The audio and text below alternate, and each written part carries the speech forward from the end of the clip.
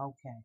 It's so hard to just get every single thing you want to in the little 15 minutes. I know I can go beyond 20 minutes, but like I told y'all, this little camera device always says that YouTube won't take over 15 minutes. So keep it down. So I'm going to keep it down, even though I know that it's got to be a way around that.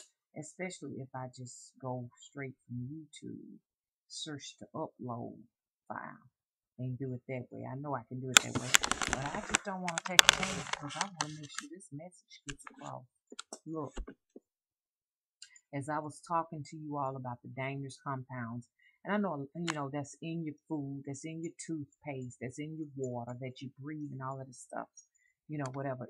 I just didn't get a chance to finish it all because it's so much, and I know a lot of people probably looking at it like this. Well, what does that have to do with witchcraft? Well, it has a lot to do with witchcraft because, you know, being a witch, you have to be prepared on every aspect, all the way from what you see, who you encounter, whose energy you're mixing your energy with. Because when you talk to people and you're in people presence, you are exchanging energy, whether you want to or not. And when you pass by people, you are collecting energy. So from that aspect all the way to the aspect of what you eat is important. Look, that's my part. Look, we need to do some talking because y'all better be mindful of many things. It's getting down to the point where no matter what you eat, it ain't gonna be good. So you better be saying your grace as you was taught as a child, or meditating, or praying, or whatever you want to call it, over everything you consume. If you hadn't been doing it, you better do it. That's why I say magic is gonna be magic, if you want to call it, miracles, prayer, uh, supernatural, church, Jesus, God, Mother Mary, whoever you want to call all of that, because to me it's all one entity. You better get to know who and what you are and what you serve and your purpose and who sent you here. You better get close to him because you're going to need it. Don't put a thing in your mouth if you haven't blessed it. And in other words, everything that comes out of your mouth needs to be blessed. And everything goes in your mouth needs to be blessed. And everything that comes out the other end needs to be blessed. Just like when you sneeze, they say, bless you. Okay? You better bless every time. Because I'm telling you, it's coming. It's coming down to that. Because your adversaries, which is you know who, the people that decide for you, is your worst enemy. And he wants to see as many of y'all dead as possible. Because they say we're running out of room and we can't feed all these mouths. It's a global food shortage, is what they say. Now you don't have to take my word for it. Google it. Google it for yourself, because a lot of people do not want to believe what they hear unless it has been proven. And I don't blame them, because you shouldn't trust anybody else's information but your own. So go ahead and do what you got to do. Start researching. And guys, I'm telling you, if you don't have a jug of water in your house prepared for yourself and your family and your newborn babies, when all of this go down, you better know some magic. You better get to know some supernatural work some kind of way. Because you're going to be calling on some deities, some gods. You're going to be calling on Medusa. You're going to be calling on somebody, because these storms that they fixing to get ready to create. Because if we're going to talk, I need to just tell you what I think got to God's honest truth. And I know I'm going to always tie the magic into it. Don't think that I'm going to get so far off topic that I'm talking about all of the day-to-day hustling and bustling. That's not all what this all is about. This is all about being able to cope with the hustle and bustle, with the storms, with the angry storms that are coming or whatever. So I'm gonna be talking about how to tie your magic into it too, because You know, when they tell you on these forecasts it's a nor'easter is coming, or a mega tsunami is coming, or a cyclone is coming, or whatever's coming, you have the ability to turn all of that stuff around. And if you do have some friends or some family members that are into supernatural work, get with them, because you're going to be turning a lot of disasters around. That's just how powerful your psyche is. Okay? They talk about that percentage of brain that is not in use. Now, some of that is atrophied and is no longer functional because it has been destroyed by different vaccines and stuff you eat. You know, just don't think you eating these poisonous compounds just to kill you. It's just to stunt some growth within the brain and different parts of you know what I'm saying, of the psyche and the spiritual psyche. But you know what? You can practice and you can reactivate some of those centers, and you need to get started now. And you need to form a coven, form groups, form some like-minded network setting so that you can have some power. Because I never will forget, there was this witch, and me and this witch don't talk no more. But she know who she is, and she's still watching videos. But if she don't see them, you know. But check this out. I never will forget. She called me 2 hours before that mega cyclone. She said, "Listen, Spirit, danger is coming." She said, "I want you to get a piece of paper. I want you to split it in half. And I want you to put the sunshine on your side. And I want you to put danger on the other side." She said, "Your life is in danger." I never will forget it. I hurried up while I was talking on the phone. I was just fussing and cussing. Because at the moment, I didn't know what she was talking about. But I did what she said. And do you know that my side was it went unscathed. But the other side was tore up. Those folks died. It was tore up. So I say that witch saved my life. I don't hear from her no more. But if she's still watching videos, she knows who she is. But that saved me and my family's life. You could actually see where the highway divided my neighborhood from the area where everything was obliterated.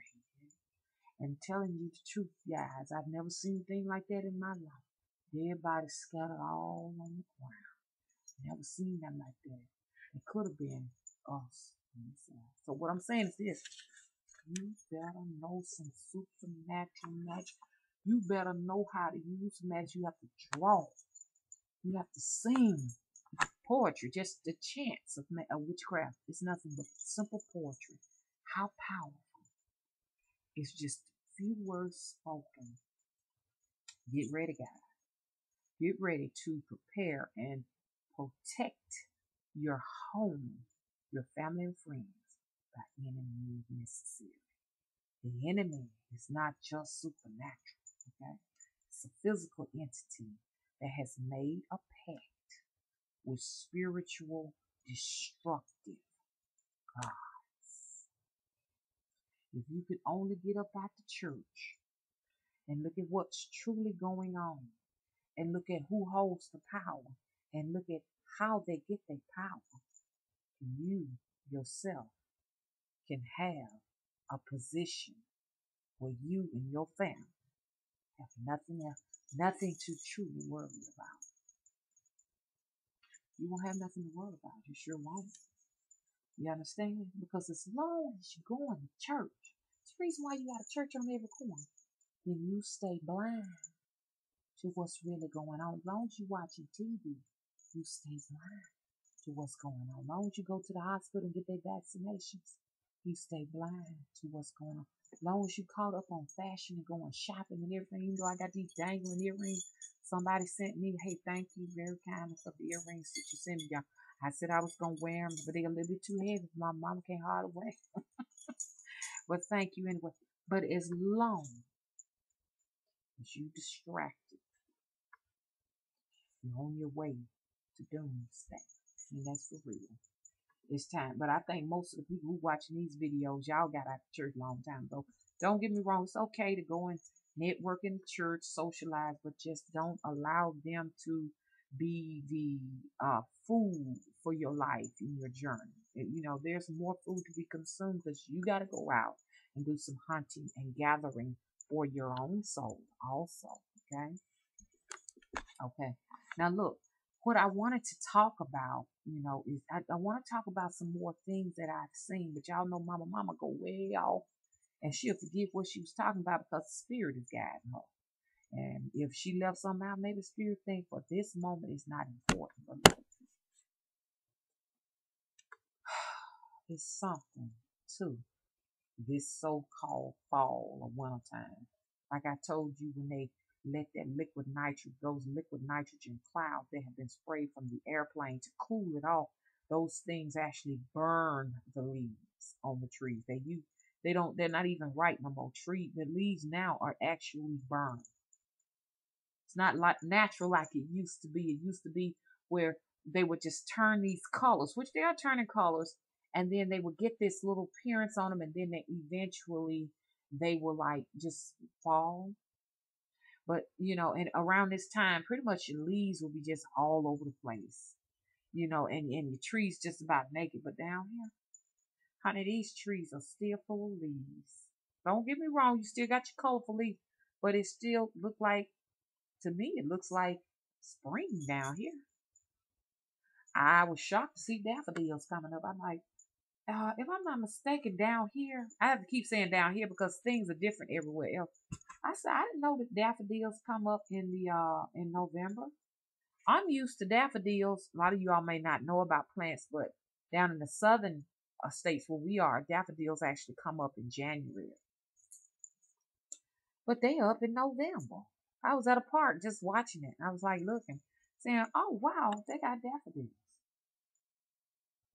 I got some azaleas. Azaleas usually don't. Now I know you got your encores that come up twice a year, and a lot of you all witches know a lot about gardening. But don't y'all think it's kind of odd to be able to be able to see right now, azaleas blooming in November? Are you kidding me? Azaleas should not be blooming in November. You shouldn't see an azalea bloom until the spring of next year, if I'm not mistaken. I mean, it's like you're just liable to see anything. I still got begonias out there blooming, which is not so unusual to see that. But usually frost right about now would have killed some of those things out there. Tiger lilies out there just as pretty in November. It's crazy. But don't get me wrong now. In some areas, it may it's a change. I don't know. But I got pink blooms, flower blooms, white flower blooms, all on my rose bushes and stuff. So a lot of people probably say that's not unusual. Okay. But I just been really just looking at things. Birds. I was hearing where somebody said that there were not very many birds. Birds are all over my house. I'm used to birds taking flight and flying off, they say, to the south of the equator or whatever.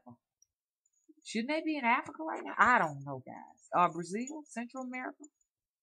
I got every kind of bird you can name in my yard.